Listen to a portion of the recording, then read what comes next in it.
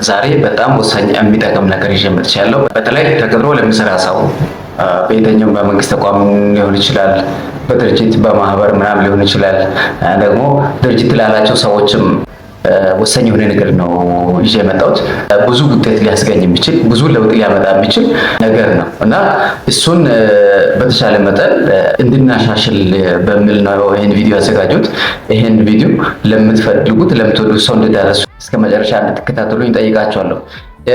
ወደ ሪሴ ስመለስ የሰራተኛ ስነ ልቦና አያያዝ ማለት ነው፣ ወይም በእንግሊዝኛ ኢምፕሎይ ሳይኮሎጂካል ሃንድሊንግ ወይም ኢምፕሎይ ሳይኮሎጂካል ሴፍቲ እና ስለ ሰራተኛ ስነ ልቦና አያያዝ ሳነሳ የሰራተኛ ስነ ልቦና ተጠበቀ አልተጠበቀ፣ ተያዘ አልተያዘ ምን ያመጣል የሚሉ ሰዎችም ሊኖሩ ይችላሉ እና ብዙ ሰው እያለ አቅም ያለው ሰራተኛ ይዞ ውጤት ማጣት ያለ እና እንዴት ሰራተኛውን ብዙ ውጤት ለራሱም ተጠቃሚ ለድርጅቱም ለቀጣሪውም በጣም ውጤት እንዲያስገኝ ማድረግ እንደሚቻል ጥሩ ውጤት እንዲገኝ ለማሰራትም ለሰራተኛም ከአሰሪዎችም በኩል ብዙ ጠቃሚ ነገር ስለሆነ እስከ መጨረሻ ድረስ እንድትከታተሉ ይጠይቃለሁ። በዚህ ሪልስ ውስጥ 5 ወሳኝ ነጥቦችን ማንሳት እፈልጋለሁ። አንደኛ የሰራተኛ ስነ ልቦና አያያዝ ስንል ምን ማለት ነው የሚለውን አነሳለሁ። በመቀጠል ለምን ይጠቅማል፣ አስፈላጊነቱ ስለምንድን ነው፣ ሰራተኛ ስነ ልቦና ተጠበቀ አልተጠበቀ ምን ያደርጋል ምን ያስገኛል የሚሉ ሰዎች ሊኖሩ ስለሚችሉ የተንሻፈፈ አስተሳሰብን ለማስወገድ ምንድነው ጥቅሙ የሚለውን ነገር አነሳለሁ። በመቀጠል ሰራተኛ ስነ ልቦና አያያዝ ስንል ምን ማለት እንዳልሆነ የሚያሳየውን ሶስተኛውን አነሳለሁ። አራተኛ ላይ ለምን እንዴት ነው ኢምፕሩቭ ማድረግ ይቻላል። ከዚህ በፊት ተለምዶ ከሆነ ከዚህ በፊት አለ ከተባለ ወይም በትንሽም አለ ከተባለ ሰራተኛ ስነ ልቦና አያያዝ በዚህ መስሪያ ቤት ጥሩ ነው ምናምን ተብሎ የሚታሰብ ጥሩ ከሆነ ወይም አለ ከተባለ እንዴት ማሻሻል እንደሚቻል እሱን ነጥብ አነሳለሁ። በመጨረሻ ከሌለስ ሰራተኛ ስነ ልቦና አያያዝ ምንም የሌለበት ኢንቫይሮንመንት ምን የሌለበት መስሪያ ቤት ምንም ያልተለመደበት ከሆነ እንዴት መገንባት ይቻላል፣ እንዴት ማምጣት ይቻላል፣ እንዴት መስራት እንዴት መጠቀም እንደሚቻል አነሳለሁ። በእነኚህ 5 ነጥቦች ዙሪያ ነው። ወደ መነሻ ጋር ስመጣ የሰራተኛ ስነ ልቦና ደህንነት ማለት በአንድ ቡድን ውስጥ ወይም በአንድ መስሪያ ቤት ወይም በአንድ ስራ ቦታ ላይ አንድ አባል አንድ ግለሰብ ቅጣትን፣ ውርደትን ወይም መሸማቀቅን ወይም ፍርሃት ሳይኖረው ሀሳቦቹንና ጥያቄዎቹን ስጋት ካለም ስጋቶቹንም ራሱም ይሁን ሌላ ሰው ምንም ይሁን አብሮ የሚሰራ ሰው የሰራውን ስህተት በግልጽ መናገር ሲችል አንድ ሰው የሰራተኛ ሳይኮሎጂ ደህንነት ወይም የሰራተኛ ስነ ልቦና ደህንነት ማለት አንድ ሰው ሳይሸማቀቅ ሳይፈራ ሳያፍር ምን ይደርስብኛል ብሎ ሳይሰጋ ያለ ስጋት ሐሳቡን፣ አስተሳሰቡን፣ አስተያየቱን፣ ትችቱን፣ ጥያቄዎቹን መስጠት መቻል ማለት። ይሄ እንግዲህ ዝም ብሎ አይመጣም። ከዚህ በፊት ለዚህ ደረጃ ለመድረስ ብዙ የሚያስፈልጉ ነገሮች አሉ። ስለምናገረው ነገር ፍርሃት፣ ምን ይደርስብኛል የሚል ስጋት፣ ምን ይመጣብኛል የሚል ስጋት፣ ፍርሃት ደግሞ መሸማቀቅ ከሌለ ከልቡ የሚናገርበት ከሆነ የራሱም የሆነ የሌላ ሰው ስህተት ሊሆን ይችላል። እሱን ምንም ሳይፈር ምንም ሳያፍር የምናገርበት ኤንቫይሮንመንት ማለት ነው። አንድ ሰው ሳይሸማቀቅ ስለተናገረው ነገር ምን ይደርስብኛል ብሎ ሳይሰጋ በግልጽ አንድን ሐሳብ፣ አንድን አስተያየት፣ አንድን ትችት መሰንዘር ከቻለ ሁሉም ሰራተኛ ትክክለኛ የመሆን እድሉ በጣም ከፍተኛ ነው። ሁሉም ሰው ትክክለኛ ይሆናል ማለት ይቻላል። ግልጽ ውይይት ይኖራል፣ የተሻለ ግንኙነት ይኖራል፣ ትብብር ይኖራል፣ መተባበር ማለት መረዳዳት ይኖራል፣ ተገባብቶ መስራት ይኖራል፣ ፈጠራ ይኖራል፣ አዲስ ነገርን ወደዚህ ዓለም ማምጣት ይኖራል፣ መከባበር ይኖራል። በቃ የአጠቃላይ ደህንነት ይኖራል ማለት ነው። የሰራተኛ ስነ ልቦና ደህንነት ማለት ይሄን ነው። እና ምንድነው መግለጫው? በምንስ ይገለጻል አላችሁን እንደሆነ የሰራተኛ ስነ ልቦና ደህንነት በምን ይገለጻል? አንድ መስሪያ ቤት የሰራተኛ ስነ ልቦና ደህንነት አለው፣ ገንብቷል፣ ጥሩ ነው፣ ለሰራተኛ ሳይኮሎጂ ሴፍ ነው ብለን ካሰብ መግለጫውስ ምንድን ነው? 4 መግለጫዎች አሉ። በትንሹ ብዙ ነገሮች ይኖሩታል፣ ግን በቦልድ ላይ የምታዩት 4 መግለጫዎች አሉ። አንደኛው ሁሉም ሰው ይናገራል፣ መናገር። አንደኛው መግለጫው መናገር irrespective of position ሁሉም ሰው ይናገራል። ሁሉም ሰው መተቸት ካለበት ይተቻል፣ ማረም ካለበት ያርማል፣ መታረም ካለበት ይታረማል። ሁሉም ሰው ኦፐንሊ ይናገራል። መናገር ማለት ነው። መናገር አንድ ግለሰብ ከቡድኑ አባላት አብሮ ከሚሰሩ ሰዎች የተለየ ሀሳብ ከሌሎች በተቃራኒ ቢቆምም እንኳን ያለ ስጋት፣ ያለ መጨነቅ፣ ያለ ፍርሃት አስተያየቱን መስጠት የሚችልበት ሁኔታ ሲኖር ነው። ሁለተኛው ሁሉም ባለበት በራሱ ፖዚሽን ኃላፊነት የሚወስድበት ሲሆን ያ ማለት አንድ ግለሰብ ሐሳቡን ወይም ያልተለመደ ሐሳብ ወይም አስተያየትም አዲስ ግኝትም ሊሆን ይችላል ለመናገር ሐሳብን ለመስጠት ለማምጣት ለመጠቆም እና ስለተናገረ ስለጠቆመ የሚደርስበትን አሉታዊ ውጤቶችን አሉታዊ አስተያየቶችን አሉታዊ ውጤቶች ሳይፈሩ አሁን ያለበትን ሁኔታ ያ ማለት ለስራ ምቹ ያልሆነ ሊሆን ይችላል። ውጤት የማያስገኝበት የተለመደ ነገር ሊሆን ይችላል። እንዲሻሻል የሚፈልጉበት ነገር ሊሆን ይችላል እና አሁን ያለበትን ሁኔታ ያለ ፍርሃት ያለ ስጋት የሚሰጡበት ማለት ነው። ሶስተኛ ስህተቶችን ሁሉም ሰው ሲቀበል እንግዲህ ሰው ሆኖ ስህተት የማይሰራ ሰው የለም እና ስህተት አንድ ሰው ከሰራ ይሄ የኔ ስህተት ነው፣ ከዚህ በኋላ አልደግሞም፣ አይደገምም፣ አሁን እታረማለሁ፣ እንደዚህ አደርጋለሁ፣ እንዳይደገም እንደዚህ አይነት ነገር አደርጋለሁ ብሎ መፍትሄ አስቀምጦ ራሱ ስህተቱንም እንዳይደግም ለመፍትሄም አካል ሆኖ የሚገኝበት። እንዲህ ሲሆን ምንድነው ሌሎች ሰዎች እንደዛ አይነት ስህተት እንዳይሰሩ ከነዚህ ሰዎች ደግሞ ሌሎች እንዲማሩ ውጤታቸውንም እንዲያሻሽሉ ያደርጋል ማለት ነው። ስለዚህ ሰው የራሱን ጥፋት ኃላፊነት ሲወስድ በማንም ላይ የማያላክክበት ሰው ይሄ የኔ ጥፋት ነው ብሎ የሚያምንበት ሲሆን ይሄ ኢንቫይሮንመንት ይሄ ሲኖር ማለት ነው። አራተኛው ክፍት የሆነ ኦፕን የሆነ ኮሚኒኬሽን ሲኖር፣ ግልጽ የሆነ ንግግር ሲኖር። ይሄ ለምን ይጠቅማል ከተባለ በቡድን አባላት መካከል ሐቀኛ፣ ቅን፣ ጠቃሚ እና ገንቢ የሆኑ አስተያየት ሲዳብር ያ ማለት ኦፕን የሆነ ኮሚኒኬሽን አለ ማለት ሰው የሚጠቅም ሀሳብ ገንቢ የሆነ ሀሳብ ኦፐንሊ ሲሰጥ፣ ሐቀኝነት ሲኖር፣ ቅንነት ሲኖር በዚህ ይለካልና አራቱ ነጥቦች እነኚህ ናቸው። አንደኛው መናገር ነው፣ ያለ ገደብ መናገር፣ ያለ ከልካይ መናገር። ሁለተኛ ሪስክ መውሰድ። ሶስተኛ ስህተቶችን መቀበል። አራተኛ ደግሞ ኦፐንሊ ኮሚኒኬት ማድረግ እና እነኚህ አራት ነገሮች ካሉ አንድ መስሪያ ቤት የሰራተኛ ስነ ልቦና አለ ጥሩ ነው ማለት ይቻላል። Okay, let's go.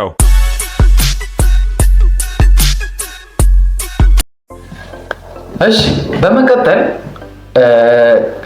በመግቢያ ላይ እንዳስቀመጥኩት ሁለተኛው ነጥብ ለምን ይጠቅማል ሰራተኛ ስነ ልቦና አያያዝ ተጠበቀ አልተጠበቀ ምን ያስገኛል? ምንድነው ጥቅሙ? ያለውን የያዙትን ሰራተኛ በትክክል ባለመያዝ ብዙ የሚባክን ሀብት ይኖራል።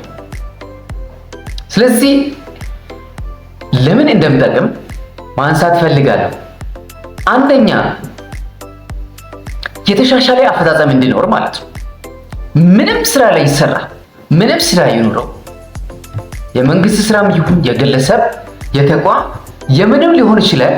ግን ይሄ የሰራተኛ ስነ ልቦና አያያዝ ጥሩ ሲሆን የተሻሻለ አፈጻጸም ይኖራል። የተሻሻለ አፈጻጸም እንዲኖር ያደርጋል። እንዴት ይሆናል ከተባለ የስነ ልቦና ደህንነትን የሚያሳዩ ቡድኖች የበለጠ ቀልጣፋ እና ችግርን በመፍታት ውጤታማ ስለሆኑ ችግርን ለመፍታት ቀልጣፋ ስለሆኑ የተሻለ አፈጻጸም ያሳያሉ። ከፍ ያለ የስራ አፈጻጸም ይኖራል ማለት ነው። ሁለተኛ ፈጠራ ይጨምራል። ፈጠራ ስራ የማያሰራ ነገር ቢኖር እንኳን የተለመደ ነገር ቢኖር ኦፕንሊ ኮሚኒኬት በማድረግ ቅድም ባነሷቸው በአራቱ መገለጫዎች ምክንያት ለስራ ምቹ ያልሆኑ ነገሮች ቢኖሩ እሱን በማስወገድ ፈጠራ እንዲካተት አዲስ ነገር እንዲጨመር ሰዎች አዳዲስ ሀሳቦችን እንዲሰጡ በመደረጉ ምክንያት የተሰጠው አዳዲስ ሀሳብ ፍሬውን በማፍራት የተሻለ አዳዲስ ነገሮችን በማምጣት የተሻለ ውጤት እንዲያስገኝ ያደርጋል ማለት ነው። ስለዚህ ሁለተኛ ፈጠራን ይጨምራል። ጥቅሙ ፈጠራን ይጨምራል። ያ ማለት ከዚህ በፊት የተለመደው ስራ ላይ ወጪ የሚበዛበት ከሆነ ወጪ የሚቀነስበት መንገድ ኦፕንሊ ኮሙኒኬት በማድረጉ ምክንያት ከተገኘ ወጪ ተቀነሰ ማለት ነው። ፈጠራን አዲስ ሀሳብ በመስጠት በመፍጠር የተለመደውን ወጪ የሚበዛበትን አሰራር በማቃለል ወጪ እንዲቀንስ በማድረግ ውጤታማ እንዲሆን ያደርጋል። ስለዚህ ይሄ ሁለተኛው ምንድነው?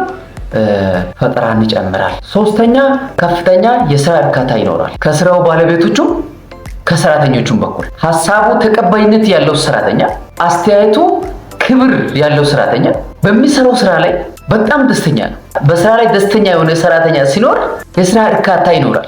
ከተጠበቀው በላይ ውጤት ሊኖር የሚችለው የሚሰራው ሰው ስለሰራው ስራ እርካታ ሲኖረው እና ሰራተኞች የበለጠ ዋጋ የሚሰጡ የተከበሩ እና የሚደገፉ እንዲሆኑ ይሰማቸዋል። ይህ ወዴት ያመራል? ወደ ተሻለ የስራ እርካታና ወደ ደህንነት ያመራል ማለት ነው። ስለዚህ ሶስተኛው ከፍተኛ የስራ እርካታ እንዲኖር ያደርጋል። አራተኛው የተሻለ ትምህርትና እድገት። ትምህርት የሚመጣው የሚሰጡ ሀሳቦችን የሚሰጡ አስተያየቶችን ገንቢ የሆኑ አስተያየቶችን በመቀበል በመማማር ያው ኦፕንሊ ኮሙኒኬት ማድረግ መቻል ማለት ሀሳብ ይንሸራሸራል። ሀሳብ ውስጥ ፈጠራ ይኖራል። ሀሳብ ውስጥ ትምህርት ይኖራል። ሀሳብ ውስጥ እድገት ይኖራል። ሀሳብ ውስጥ ለውጥ ይኖራል። ስለዚህ ትምህርት አለ፣ ፈጠራ አለ፣ ችግርን መቅረፍ አለ፣ ከማይመች አሰራር መላቀቅ አለ፣ በትንሽ ወጪ ብዙ ውጤት ማግኘት አለ፣ ኪሳራን መቀነስ አለ፣ አደጋንም መቀነስ አለ እና በዚህ ውስጥ ሀሳብ የሚንሸራሸርበት እስከሆነ ድረስ ትምህርትና እድገት አለ ማለት ነው። ትምህርትና እድገት አለ ማለት የተሻለ ፐርፎርማንስ ይኖራል ማለት ነው። ለምን ይጠቅማል ካልነው አራት ነገሮችን አንስቻለሁ። አንደኛው የተሻሻለ አፈጻጸም እንዲኖር ነው። ሁለተኛው ፈጠራ ይጨምራል። ሶስተኛው ከፍተኛ የስራ እርካታ ይኖራል። አራተኛው የተሻለ ትምህርትና እድገት ይኖራል በሰራተኛው በአሰሪው በኩል ማለት ነው። ይሄ ነው ጥቅሙ። እሺ በመቀጠል የማነሳው የሰራተኛ ስነ-ልቦና አያያዝ ማለት ምን እንዳልሆነ አሁን ሰራተኛውን ፊሊንግ መረዳት ከሆነ የሰራተኛውን ፊሊንግ መረዳት ማለት ሁሉ ጊዜ መልካም መሆን ማለት አይደለም። ማለት በአሰሪው ወይም በአለቃና በሰራተኛ መካከል ክሊር ባውንደሪ ያስፈልጋል። ሁሉ ጊዜ ጥሩ ሊሆን አይችልም ማንም። ሁሉ ጊዜ ደግሞ ማለት እያጠፋም ጥሩ ሊሆን አይችልም። አንድ ተቋም የራሱ የሆነ ፕላን አለው፣ የሚደርስበት ቪዥን አለው፣ የሚፈጽሙ ሚሽኖች አሉ። ስለዚህ ከዚህ መስመር በፍጹም ሊወጣ አይችልም። ስለዚህ ጥሩ የሰራተኛ ስነ-ልቦና አያያዝ ማለት ሁሉ ጊዜ ጥሩ መሆን አይደለም። የማያቋርጥ ጥሩነት አለ ማለት አይደለም። ሰዎች የሰራተኛ ስነ-ልቦና ደህንነት ሲባል ሰዎች ሁሉ ጊዜ ከአስተሳሰብ ጋር ከሀሳብ ጋር ከአንዱ ከሌላው ጋር ሰራተኛው ከአሰሪው ጋር ተስማምተው ወይም እርስ በርስ በጣም ደስ ብሏቸው ተከባብረው ይኖራሉ ማለት አይደለም። እርስ በርስ በጣም ደስ ይላቸዋል፣ ሁሉ ጊዜ ደስ ይላቸዋል ማለት አይደለም። የሰራተኛ ስነ-ልቦና አያያዝ ስራው እንዳይበደል ይጠቅማል እንጂ ስራ እንዳይበደል ይጠቅማል ማለት አሰሪውንም ሰራተኛውንም ባላንስ ያደርጋል እንጂ ሁሉ ጊዜ ለሰራተኛው ያዳላል ማለት አይደለም። ሁሉ ጊዜም ደግሞ ለአሰሪው ያዳላል ማለት አይደለም። እና ይህንን የስነ-ልቦና ደህንነት ሲባል ሰዎች ሁሉ ጊዜ ይስማማሉ ማለት አይደለም። ሁሉ ጊዜ ደስ ይላቸዋል ማለት አይደለም። ይሄን እንድትረዱኝ እፈልጋለሁ። ሁለተኛ የሰራተኛ ስነ-ልቦና አያያዝ ማለት የስምምነት ዋስትና ሊሆን አይችልም። ይሄ ማለት መሪዎች ሁሉ ጊዜ ከሰራተኛው ጋር ይስማማሉ ማለት አይደለም። ይሄን ስል ምንድነው የሰራተኛ ስነ-ልቦና አያያዝ ማለት የስምምነት ዋስትና አይደለም ሲል አሰሪዎች ሁሉ ጊዜ ይስማማሉ ሳይሆን በስራ ቦታ ከሰራተኞቻቸው ጋር ሁሉ ጊዜ ይስማማሉ ማለት ሳይሆን ይልቁንም ለሀሳቦችና ለአስተያየቶች በአክብሮት ምላሽ ይሰጣሉ ማለት ነው። ስትናገር አትናገር ብሎ ይደፍናል ሳይሆን የመናገር መብትን ይከለክላል ሳይሆን እንድትናገር ፈቅዶ ሐሳብን አክብሮ ይቀበላል፣ ይሰማል ማለት ነው እንጂ ሁሉ ጊዜ ልክ ነህ ብሎ ይጓዛል ማለት አይደለም። ሁሉ ጊዜ አንተ ያልከው ልክ ነው ማለት አይደለም። ስለዚህ በዚህ ውስጥ ግልጽ የሆነ ድንበር እንዲታይ ግልጽ የሆነ ድንበር እንዳለ እንድትረዱ ይፈልጋል። ሶስተኛው የሰራተኛ ስነልቦና አያያዝ ስንል ባውንዳሪ አለ ማለት ነው። ይህ ባውንዳሪ የሌለበት ከፈለክ አንተ ሀሳብ ሰጥተህ ሀሳብ የሚመራበት ሀሳብ ሙሉ ተቀባይነት የሚገኝበት አይደለም። ሁሉንም ያቀፈ ጽንሰ ሀሳብም አይደለም። የሰራተኛ ስነልቦና አያያዝ ስንል እንደ ቡድኑ እና እንደ አውዱ እንደ ጊዜው ዲግሪው ሊለያይ ይችላል። ይሄ ማለት ግዛት አለ ማለት ነው። ሰዓት አለ፣ ግዛት አለ ማለት ነው። ሁሉን ያቀፈም አይደለም፣ ምንም የማይጠቅምም አይደለም እና ዲግሪው የስምምነት ዋስትናም አይደለም።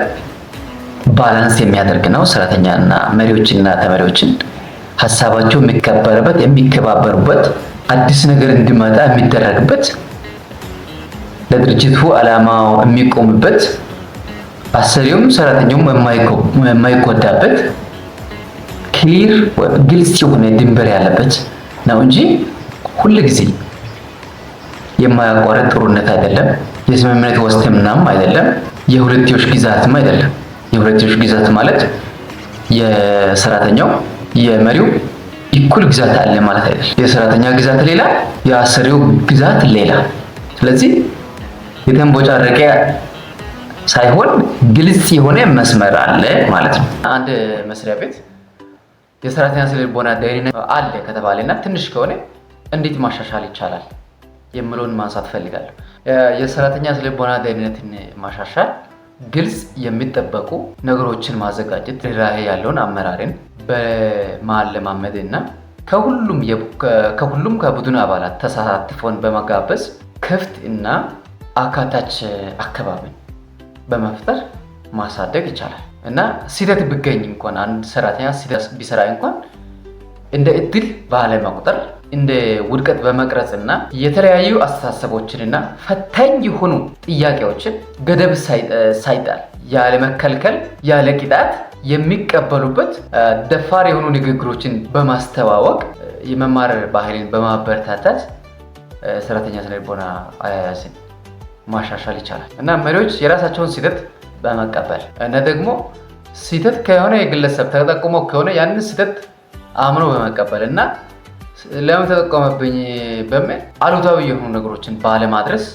ባለመመለስ ስህተቱን አምኖ ተቀብሎ በማስተካከል አብሮ በማደግ የሰራተኛ ስነልቦና ደህንነትን ማሻሻል ይቻላል። የቡድኑ አባላት ደግሞ አመኔታንና አባልነትን ለመገንባት አድናቆትን ማሳየትና አሉታዊነትን በፍጥነት መፍታት ከቻሉ የሰራተኛ ስነልቦና ደህንነት ይሻሻላል። ክፍት እና የሚታመን አካባቢን በመገንባት ማሳደግ። በዚህ ስር ግልጽ የሚጠብቁ ነገሮችን ማዘጋጀት። ይሄ ማለት ስለምትፈልጉት ነገር እና ስለምትፈልጉት ነገር በግልጽ መነጋገር። የሁሉም ሰው አስተሳሰብ ዋጋ እንዳለው እንዳይናገር ባለመከልከል፣ የሁሉም ሰው ሀሳብ ዋጋ እንዳለው በማድረግ ሀሳብ እንዲሰጥ በመፍቀድ ሀሳብ ከባድ ሊሆን ይችላል፣ ቀላል ሊሆን ይችላል፣ የሚፈታ ሊሆን ይችላል፣ የማይፈታ ሊሆን ይችላል፣ ገንቢ ሊሆን ይችላል፣ አፍራሽ ሊሆን ይችላል እና በመፍቀድ ገንቢውን በመጠቀም አፍራሽን ማን ያውቃል በስህተት የተቀላቀለ ጠላትም ሊሆን ይችላል። ስለዚህ ያንን መለየት ስለሚያስፈልግ ያንን ለመለየት ስለሚጠቅም የሁሉም ሰው ሀሳብ መቀበል፣ በግልጽ መነጋገር እና በግልጽ በመነጋገር ፍትሃዊ የሆነ አካባቢን መፍጠር፣ በዚህ ማሻሻል ይቻላል። ሁለተኛ ርህራሄን ማሳየት። ርህራሄን በማሳየት እና የተለያዩ አመለካከቶችንና አስተሳሰቦችን በንቃት መቀበልና መከታተል በማካተት እያንዳንዱ ሰው ደህና የሆነ ስሜት እንዲሰማው በማድረግ ማሻሻል ይቻላል። አብዛኛው ጊዜ ለደንበኞች ርህራሄን አሳይ ብሎ የሚያዙ መሪዎች አሉ። የስራ መሪዎች ወይም ድርጅቶች፣ ተቋማት ይኖራሉ ለደንበኞች ርህራሄን አሳይ ብሎ የሚጠይቁት እና ካልዘሩበት ማጨድ አይቻልም። ካልዘሩበት ማጨድ አይቻልም።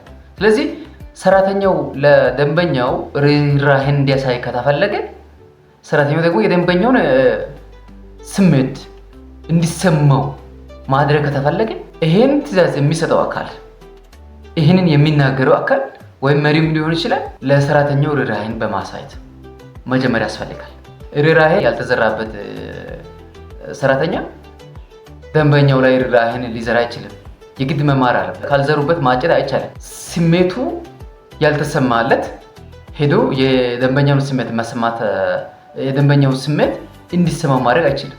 የደንበኛውን ፊል ማድረግ አይችልም። ስለዚህ ካልዘሩበት ማጨድ አይቻልምና ከራሳቸው መጀመር ያስፈልጋል። ሌላኛው ተጋላጭነትን ማበረታታት። ይሄ ማለት መሪዎች የራሳቸውን ስህተት በመቀበል በማመን የአቅም ውስንነታቸውን ሊሆን ይችላል፣ በስራ ላይ የተፈጠረ ክፍተት ሊሆን ይችላል፣ በማንም ላይ የራሱን ስህተት ባለማላከክ ሌሎች ደግሞ ተማሪዎችም ይህንን ባህሪ እንዲያሳዩ በማድረግ ይህንን ባህሪ እንዲላበሱ በማድረግ የሰራተኛ ስነ-ልቦና ማሻሻል ይቻላል። ሌላኛው አሉታዊነትን በማስወገድ አሉታዊ የሆኑ አመለካከቶችን በማስወገድ በመጥፎ ስሜት በመነሳሳት የተለያዩ የማይመቹ ነገሮችን ባለመናገር በመከባበር ከመጣላት ከመፍጠን ይበልጥ ለመተባበር ለመረዳዳት በመፍጠን የሰራተኛ ስነ-ልቦና አያያዝን ማሻሻል ይቻላል። ሌላኛው ስህተቶችን እንደ መማሪያ እድሎች መጠቀም።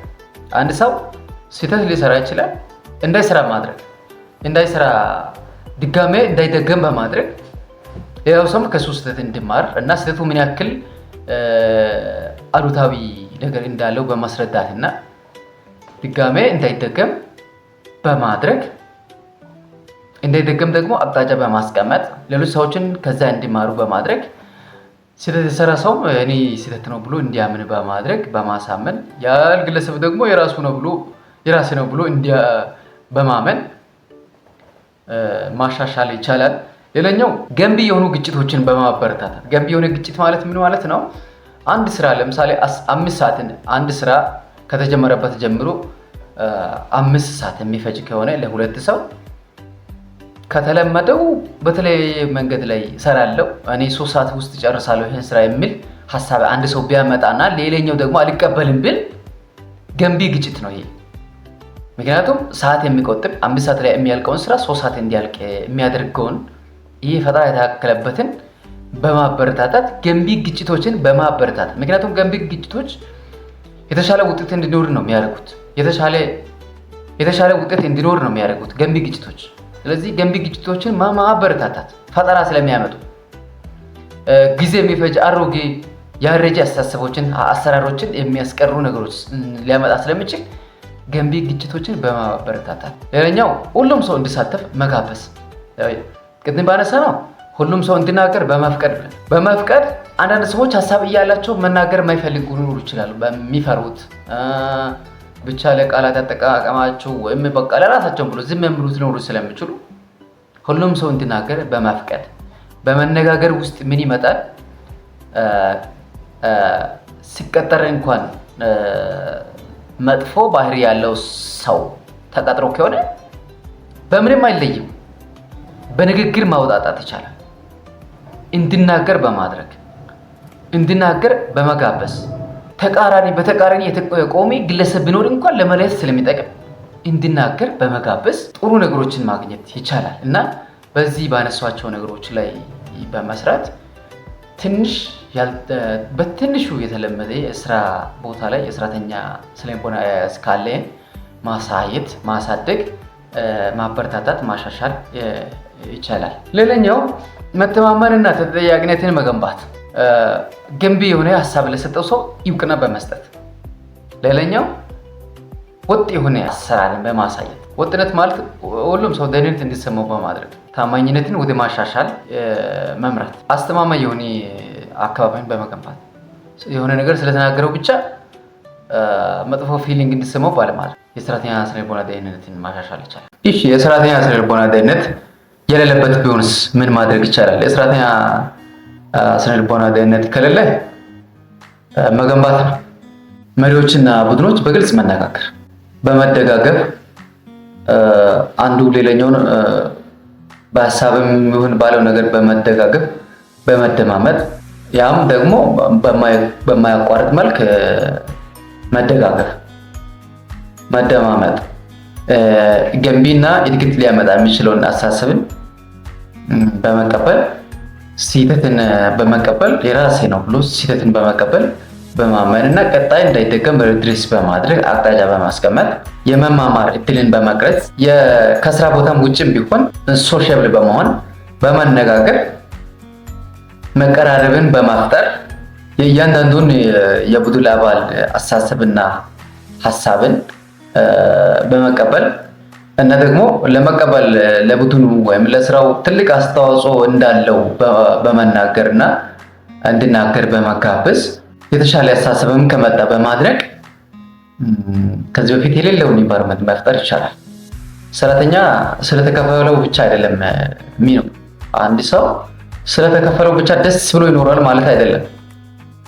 መከፈል በጣም ወሳኙ ምዕራፍ ሲሆን ግን የስራ እርካታ እንዲኖር ለሰራተኛው፣ ለመሪዎችም ለሰራተኞችም የተሻለ የስራ እርካታ እንዲኖር ዘላቂ ሰስተኔብል የሆነ እድገት እንዲኖር አስተማማኝ የሆነ መሰረት አስተማማኝ የሆነ እድገት እንዲኖር መሰረቱ የሰራተኛ ደህንነትን መጠበቅ፣ የሰራተኛ ደህንነትን መጠበቅ ደግሞ መለማመድ፣ መፍጠር፣ ማሳደግ፣ ግልጽ የሆነ የቡድን ህጎችን፣ ደንቦችንና እሴቶችን በማስቀመጥ ችግር ያለባቸውን ባህሪያትን በመለየትና በመፍታት ሁሉም ሰው ኃላፊነት እንዲሰማው በማድረግ ኃላፊነቱን እንዲወስድ በማድረግ ምንም ከሌለ ማምጣት ይቻላል። ይሄ ምንም በምን ይጀምራል? የሰውን ሀሳብ ለመቀበል መተማመንና ክፍት የሆነ ግንኙነትን በመፍጠር ይጀምራል በመጀመሪያ። ሌላኛው መደማመጥ መቻል። አንዱ ሲናገር የሰውን ሀሳብ ቦታ ስትወስድ ጊዜ ስቶ መደማመጥ ማለት ነው። ለምንም ነገር እቃ ለመሸጥም ሊሆን ይችላል፣ ምርት ለመሸጥም፣ አገልግሎት ሰጥቶ ገቢ በማግኘትም መሰረቱ መነጋገር ነው። መነጋገር የማይችል ሰው ምንም ማድረግ አይችልም። ምንም እውቀት ይኖር ውጤት ማስገኘት ይከብዳል። በንቃት ማዳመጥ። ለምን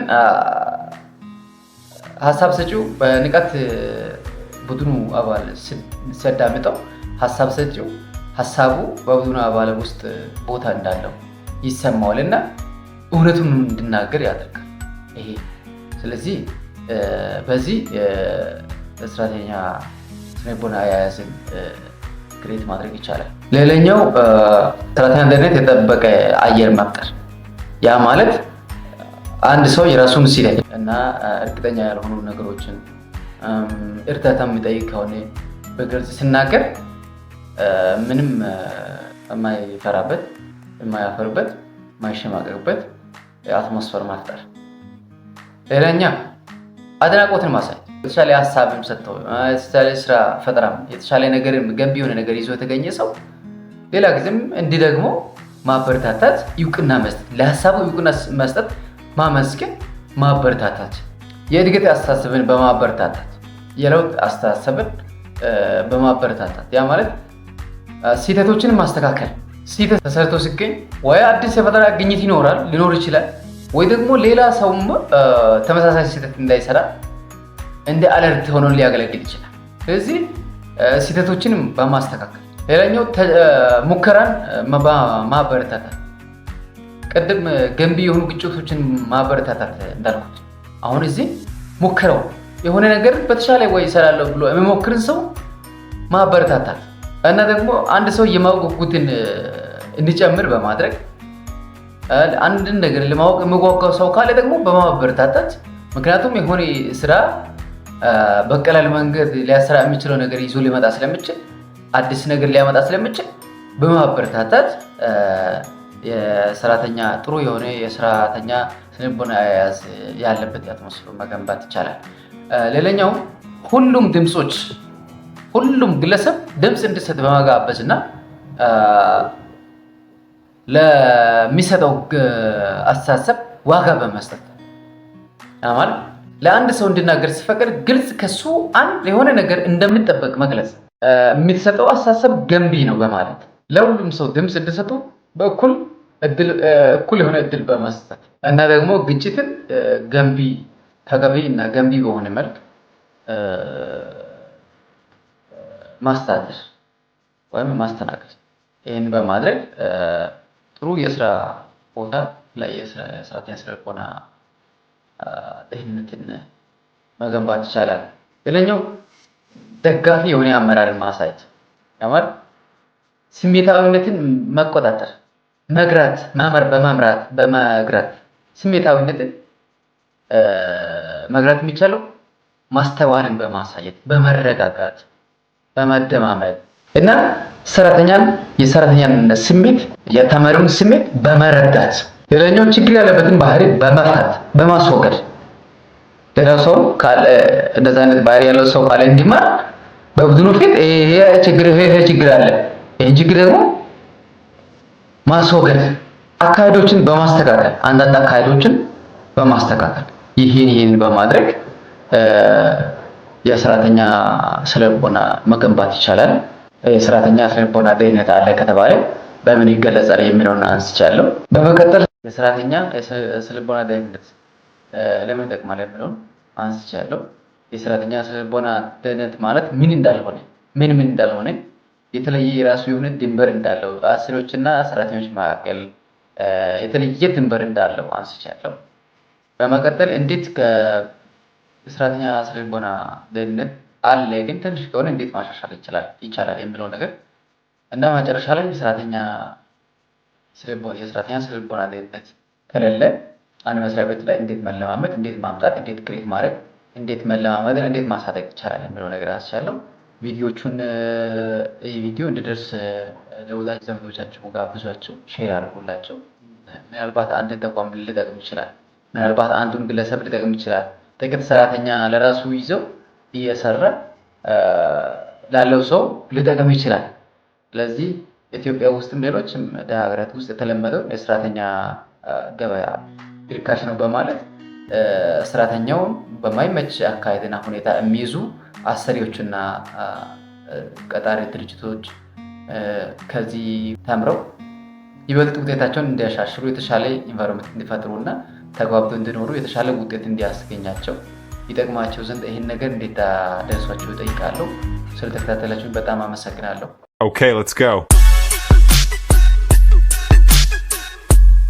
Okay, let's go.